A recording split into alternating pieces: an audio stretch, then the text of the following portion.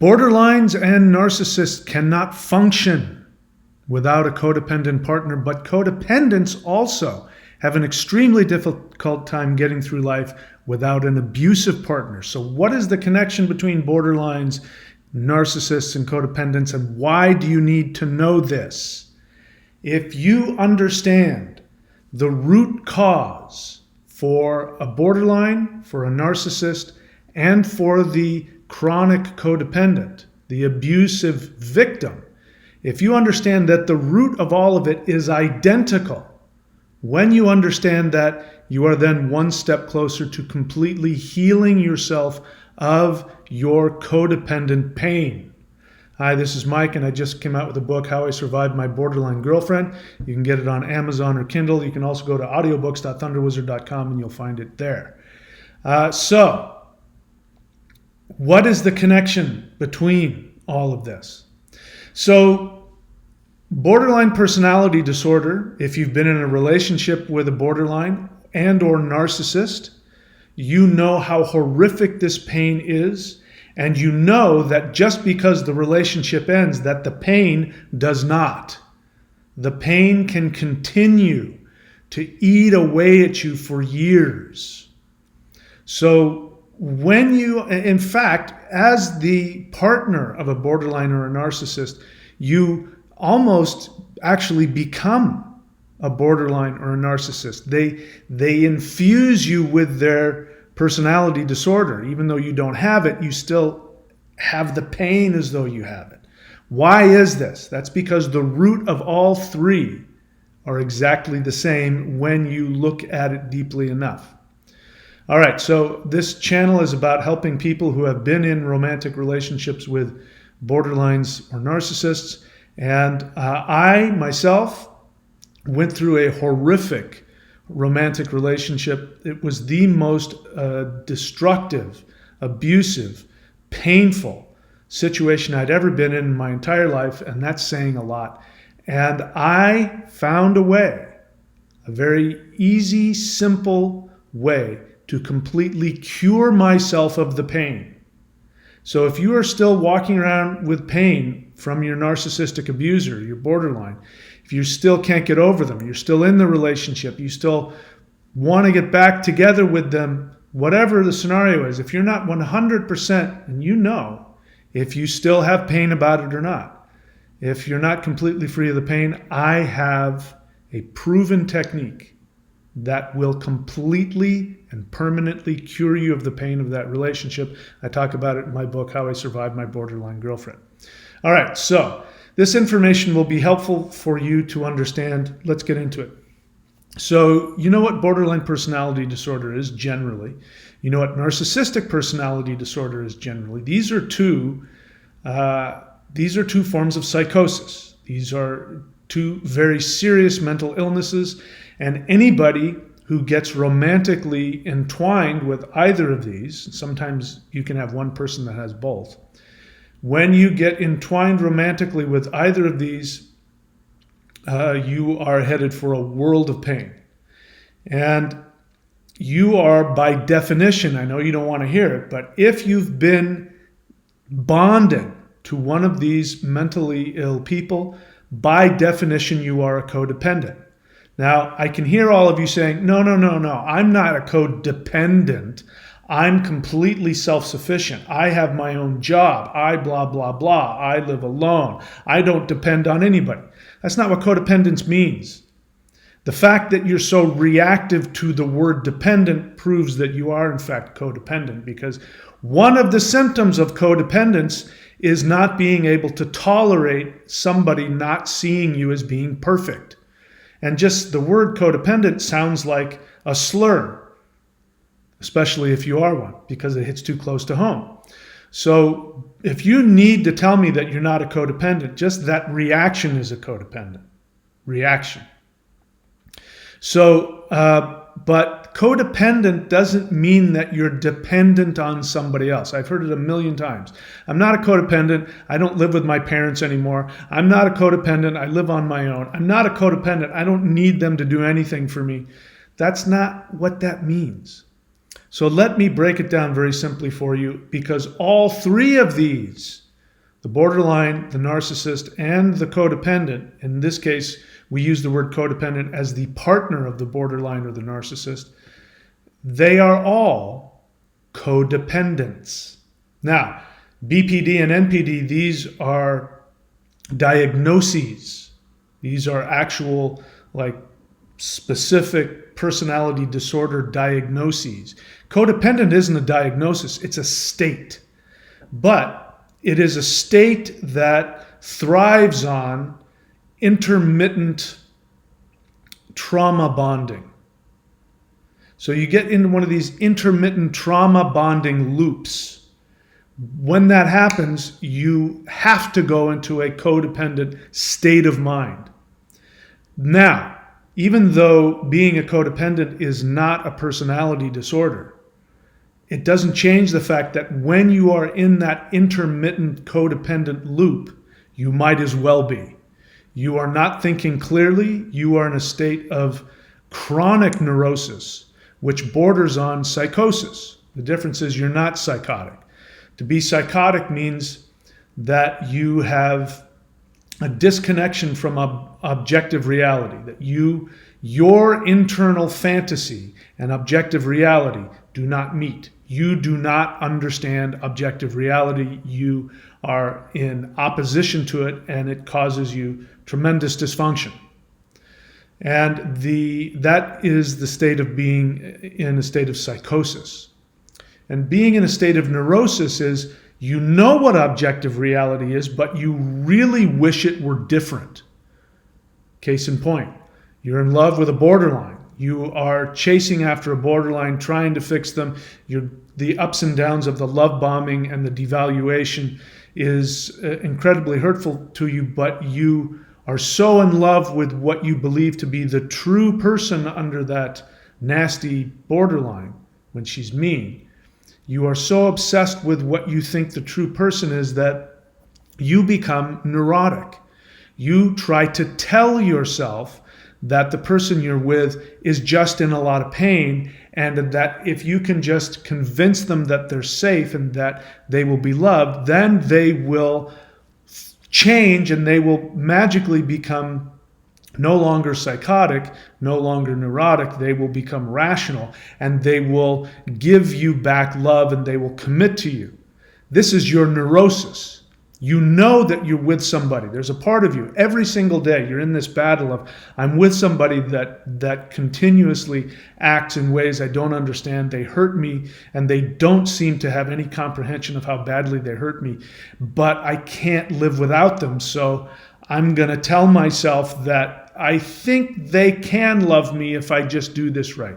You're in a state of neurosis. You know what reality is, but you can't seem to get yourself in line with it. So you're in a state of neurosis. It's a very painful place to be. So what is the connection with all of it? All three of them are codependents. I just did some research. I listened to a bunch of different mental health professionals talking about codependence and interdependence. And I have to say that about 85% of it was pure nonsense. Pure, complete, utter nonsense. We'll have to make a video on how the word interdependence is a completely useless phrase. But until we get to that point, codependence is a state. And each one of these borderlines, narcissists, and codependents are all codependents. Here's the definition of codependence. Remember it. Codependence is when you get your value, your worth, your relevance, your feeling of being loved outside of you. I'm going to repeat myself. Codependence is a state where you get your feeling of being loved, your relevance, and your fulfillment outside of you. That's codependence. There is no such thing as independence or interdependence. These are nonsensical. Because it's impossible for human beings not to be dependent on other human beings. It's impossible. We are social animals. So we are dependent on others. We're dependent on a society. We're dependent on infrastructures. We're dependent on jobs and money and grocery stores. And we're dependent on all kinds of things. So to say somebody is fully independent is nonsense. To be a human being is to be dependent on things. We are dependent on other people for all kinds of things. Interdependence versus codependence is double talk for codependents who don't like the idea, the feeling of feeling like they need somebody else. Even the thought of it is so uncomfortable to them that they have to come up with this new term of interdependence. Well, I'm independent, but I'm also sort of dependent on you, but I'm not totally dependent, but we're together and you better not leave me. It's nonsense. It's, again, what codependents say in order to make themselves feel better about their codependence. You are either somebody who gets their worth, their value, their relevance from within in a healthy way, or you are not. To the degree that you get your relevance and your value from something outside of yourself, you are by definition a codependent. Doesn't matter if you're in a relationship or completely by yourself. Same is true. You could be completely, totally non-codependent and be in a very committed relationship. The difference is a healthy relationship is the two of you have value within yourselves and you are going together and continuing to empower each other in your own independence, in your own self-fulfillment. As my therapist once said, the question is, do I love you because I need you, or do I need you because I love you? The second one is what we want. You love somebody means you love them, who they are. You want to give to who they are. You don't give in order to get. If you give in order to get, then it's not love. And then you love them because you need them. But if you need them because you loved them first, it means that you loved them. You love them unconditionally. Whether they stay with you or whether they don't stay with you, that's going to be hurtful, but you want what is best for that person, not what you want at all costs. And that's a very hard place to be, of course. So what causes codependence? The borderline obviously is completely dependent upon the partner, in this case, the abusive victim, the codependent. The borderline is completely dependent on their partner because they need to have their extremely dysregulated emotions regulated. And as we've talked about before, the borderline paints a picture. They take their internal fantasy that they believe will make them happy, which of course is a completely psychotic fantasy that has no connection to reality. They take their internal, childish, infantile, unrealistic fantasy and they paint it on the canvas of external reality. If you are in their life, it means that you are a stick figure and they've painted a costume onto you. And your job is to live the role in external reality, and the borderline sits back and allows the show that they've created, the work of art that they've created, to fulfill them. It never does. So they take their paint off of you, and then they take their costume that they put on you, they leave you, and they go find somebody else to dress them up in the costume of their fantasy. It's an external expression of their internal psychosis. The narcissist, the person, not just a narcissistic person, that's overused, somebody who has narcissistic personality disorder does the same thing in reverse. They have an internal fantasy of themselves being God, but instead of sitting back and letting other people regulate their feelings, the borderline consciously does this. They consciously say, I want you to regulate my feelings. The narcissist says, no, I'm going to regulate my feelings, but I need you to play a role in my fantasy inside. So I've got a costume that's floating around in my fantasy, and I need a stick figure. I'm going to grab you and I'm going to entrain you. I'm going to love bomb you. I'm going to manipulate you so that you buy into my fantasy. Then I'm going to take that and I'm going to insert you inside my fantasy. And of course, that doesn't work because number one, the fantasy won't fulfill them. And number two, there are independent beings in there that won't do everything completely as they want. And so they flip out. But instead of doing what the borderline does, which is monkey branch, they will just completely consume you. And oftentimes what narcissists will do is they will discard you, but they'll keep you in their back pocket. Nexium, for example. You see this with cults. They'll once they've discarded a partner, the partner can't then go and have another relationship, even though, Kevin Ranieri's not having sex with that woman anymore. She can't leave and have another relationship. He still owns her. She still has to serve him, but he's discarded her in terms of his emotional and sexual needs. Got me?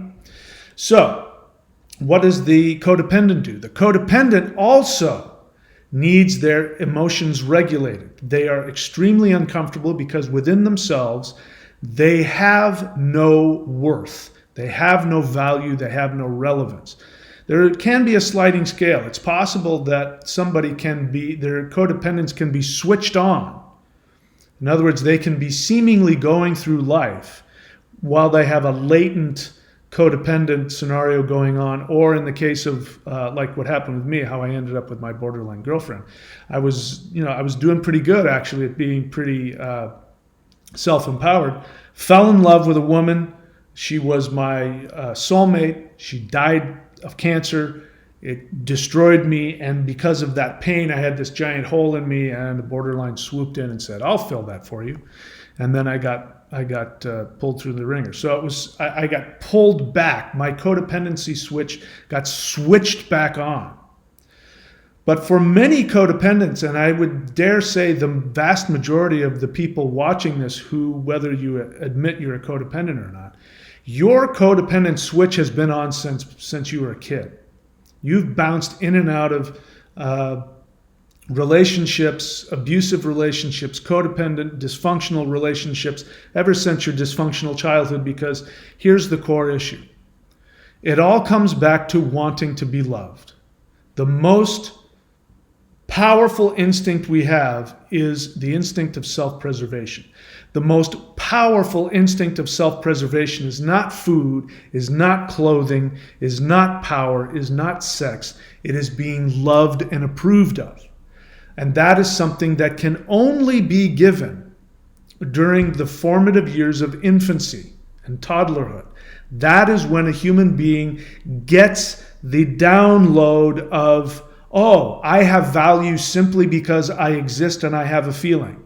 A baby cries, mother runs, picks her up. Doesn't matter. Mother doesn't pick up the baby and go, "What are you crying about? You have everything. I give you everything. There's no reason for you to be crying." They don't do that. They pick the baby up and they love the baby no matter what the feeling is. The baby wants to fart, burp, hungry, is in pain, lonely, sad, angry. It doesn't matter. Whatever the feeling is, the mother picks her up and says, "You have value simply because you exist and you have a feeling."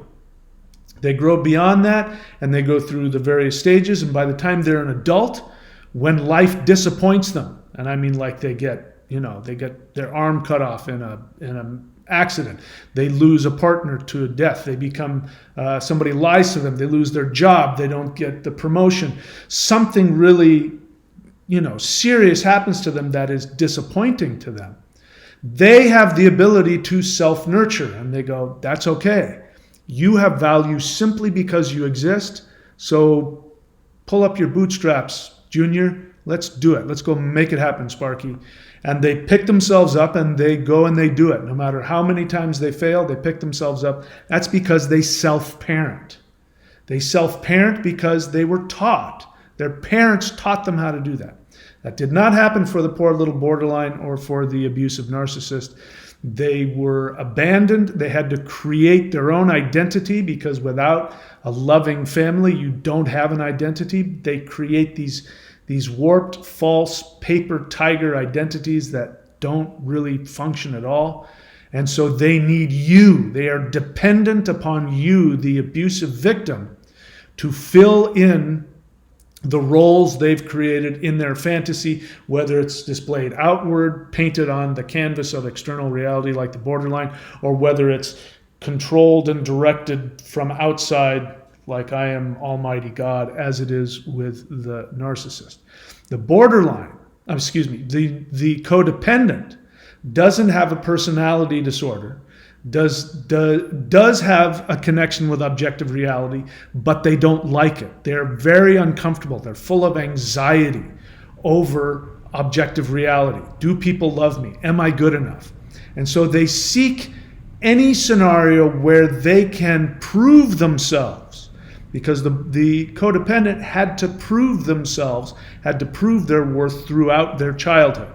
So in their life, they put it into their career, they put it into whatever it is they do. But when they find like a broken little sex kitten narcissist or borderline who says, I'm full of all of this pain, your love will fix me, they go, oh my God, I'm full of this feeling that I think is love, which is actually transference and projection of my own desperate need to be loved. But I'm more than happy to completely pour that onto you if you promise me that you will tell me that it fixed you. And when you can tell me that, then I will have value, I will have worth, I will be okay.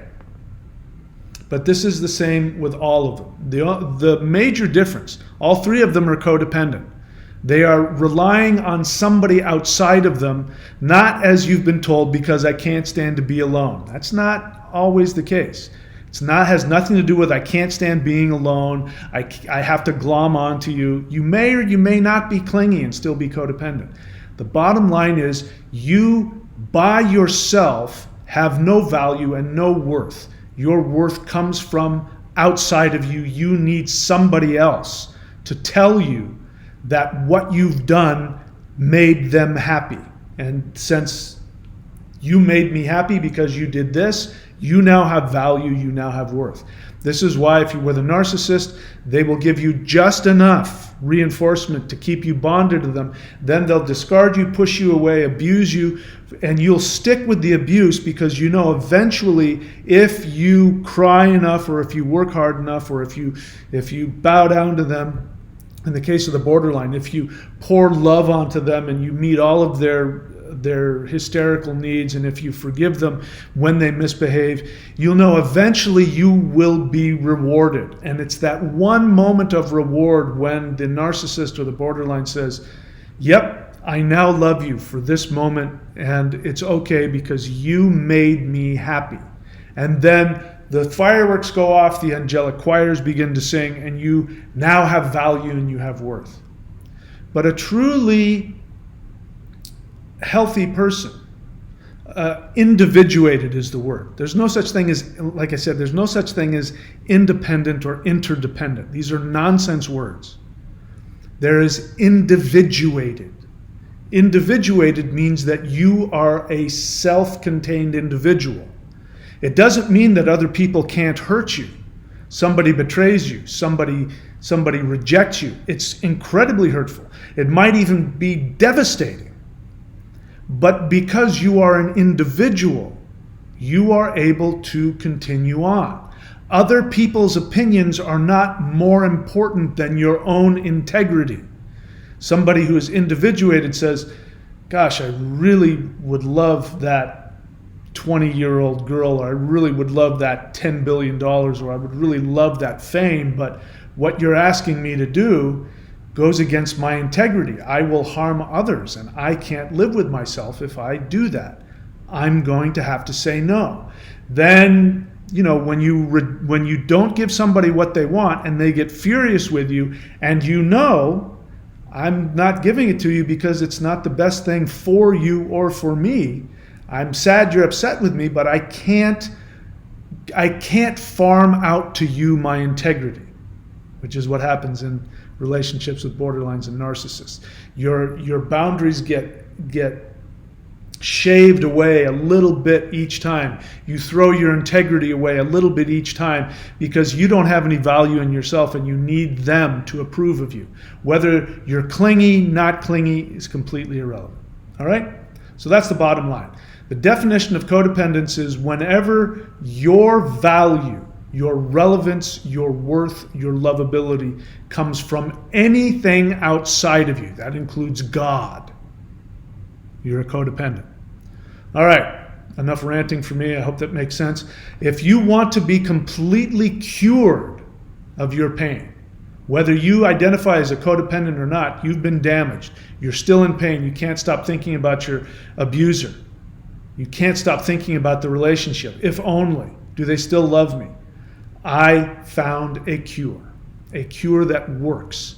I am completely cured from the pain of my narcissistic abusive relationship with my borderline ex. She actually did look a lot like that. And if you want to learn how I did that, you can go to how I get my book, How I Survived My Borderline Girlfriend, and it'll be on audiobook soon. You can go to audiobooks.thunderwizard.com, and there it is. I wish you all the best. See you guys soon.